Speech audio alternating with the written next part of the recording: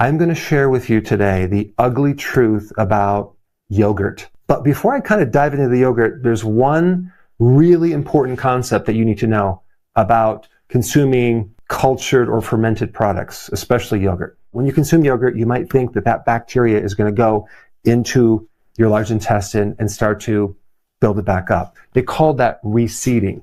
Well, the first thing you need to know is that is extremely, extremely rare. There's only a very few strains of bacteria that actually can go in there and reseed your gut. And those microbes that can reseed are rarely in any of your yogurt to start with. Number two, your gut is already densely populated with microbes, okay? And they're very territorial.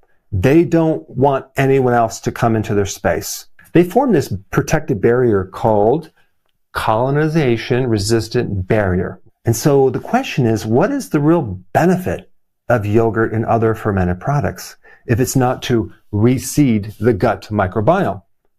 Well, the real benefit is to change the environment, the pH, the level of oxygen, the food that they eat, and something called the metabolites. And they're basically a substance to allow them to survive a lot better in that environment. When you change the environment for the better for these microbes, you activate dormant microbes that are already there. They're microbes that have been suppressed by antibiotics, junk food, or whatever.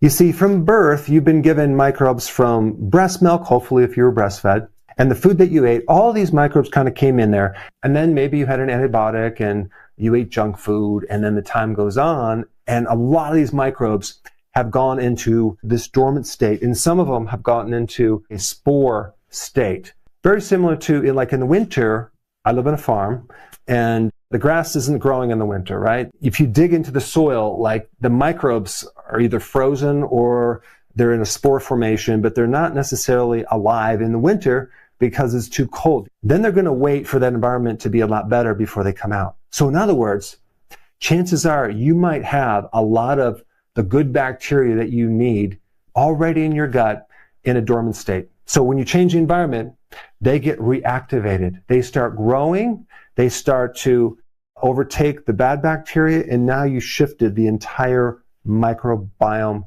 balance. And I really want you to understand that because the terrain, the soil, the environment is so important. It's even probably more important than the microbes. Because if you don't know that, you could be taking probiotics, you could be taking all this fermented food, but it doesn't really do anything because the environment is not good enough to allow them to live. A lot of the dormant microbes are what's called keystone microbes.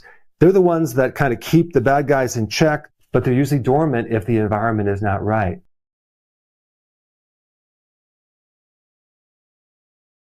Now that you have that basic, let's talk about yogurt, okay? Most commercial yogurt, when you go in a grocery store, you look at all these yogurts, and rarely do you look at the ingredients, but if you did, you're going to be shocked. A couple points I want to make just about yogurt. Some of the yogurt has what's called post-pasteurization. They start with this pasteurized milk that's heated, that has no bacteria, and then they add the bacteria, and then they heat it again. So basically you're eating the dead corpse of bacteria because it's been double pasteurized. So unless it says live and active cultures, it's been double pasteurized. That's one thing. Number two, if we compare fermentation to typical yogurt or yogurt that you would ferment at home, there's a huge difference, okay? And the fermentation time. And fermentation is where you're just putting microbes in something like milk and you're allowing it to eat and grow and become more concentrated. Well, typically the commercial yogurt ferments for 1 to 2 hours, whereas the traditional yogurts, you might do 8 to 12 hours to 24 hours to sometimes 36 hours. So you have this super concentrated probiotic. And so when you see at the label, it has so many billions or millions CFUs, it's kind of like little colonies of bacteria.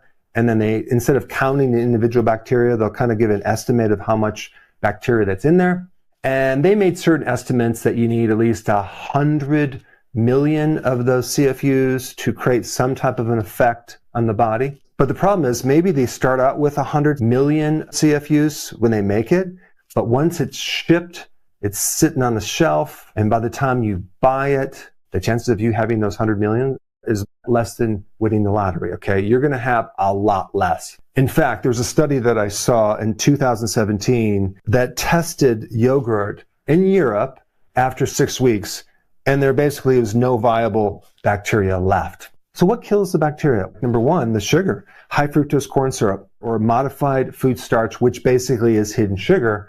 All of that sugar creates this severe dehydration to the bacteria. And then they add all sorts of pectin and gels and gar gum that keep it kind of stuck in one place. It can't move. It can't really do anything. It can't get nutrition. So then it just dies. And that is because when you start making yogurt, it takes some time to actually have the yogurt thicken, right? And change all the proteins. Well, they're doing shortcuts.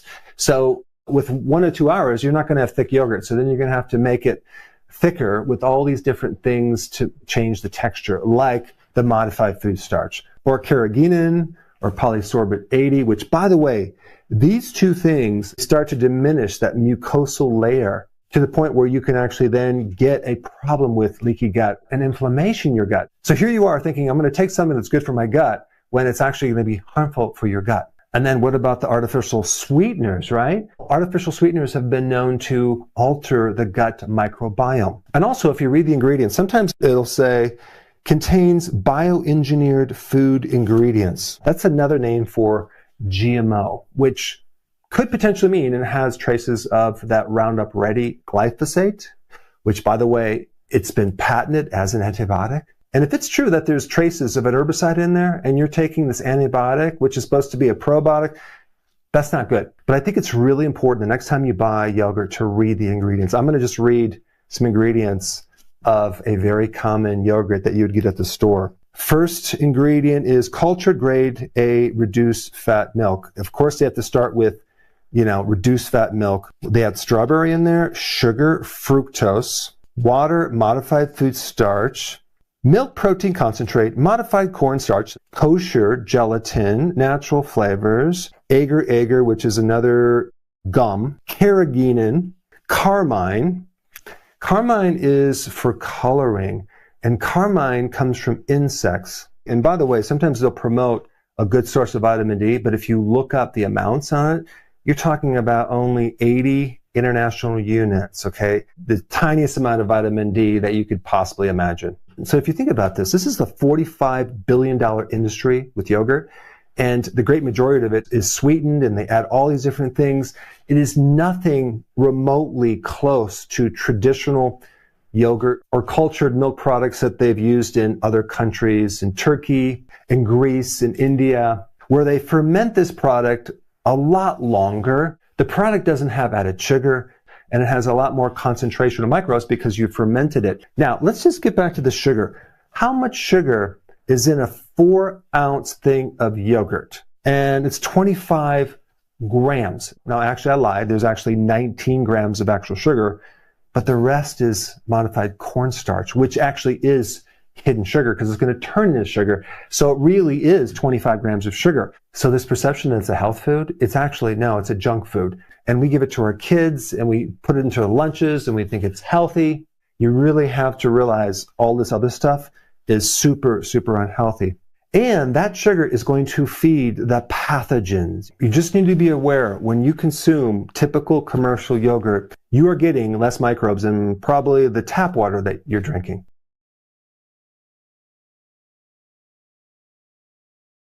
And so when you buy actual yogurt, you don't want all this stuff in there. Or find some yogurt that is from grass-fed cows or sheep or even a goat. You want whole milk, but you do not want it flavored. You don't want any sweetener in there.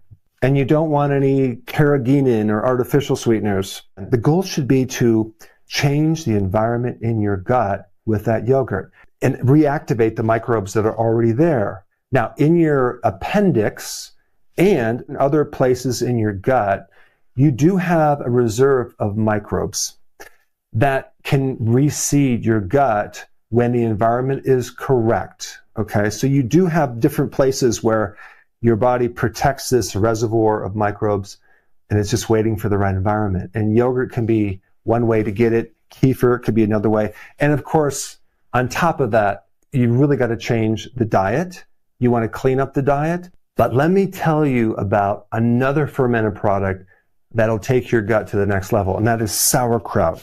Don't get the stuff on the shelf that's pasteurized because it's heated. You're killing off the microbes.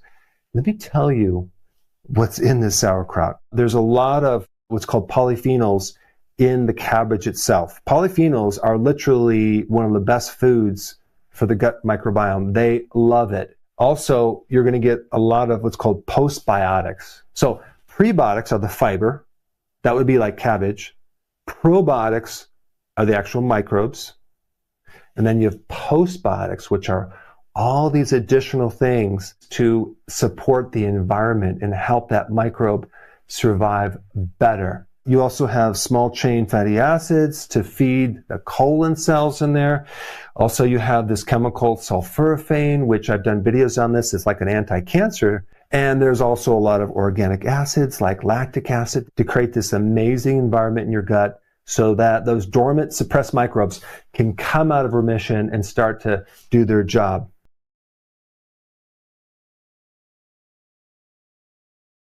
But the really cool thing in sauerkraut is this other compound called S-methylmethionine. This is another name for vitamin U.